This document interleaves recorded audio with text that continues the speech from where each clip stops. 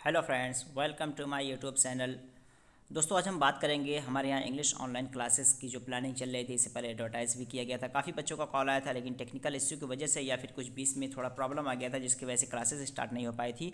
तो मैं इन अनाउंसमेंट कर रहा हूँ कि जो अब क्लासेस वो नहीं होने जो क्लासेस स्टार्ट नहीं हो पाई थी, वो क्लासेस अब स्टार्ट होने जा रही है। English spoken classes are going to be start from 25 of January. ठीक है, तो 25 जनवरी से स्टार्ट होने जा रहा है, मंडे से। तो बेसिक टू हाई ये लेवल होगा, फर्स्ट कम फर्स्ट सर्व, यानी जितना पहले आए। और वीडियो के डिस्क्रिप्शन बॉक्स में आपको ऑलरेडी वीडियोस मिल जाएगा, और आप कहिएगा तो मैं इसका जो रजिस्ट्रेशन लिंक भी डाल दूंगा, या डायरेक्टली आप मुझे कांटेक्ट कर सकते हैं। Feel free to contact. ठीक है, और ये मोड जो होगा आपका ऑनलाइन होगा, ये ध्यान रखिएगा, ऑफलाइन नहीं है। ये मोड ऑनलाइन होगा, आप ऑल ओवर इंडिया कहीं से भी इसको एक्सेस कर सकते हैं।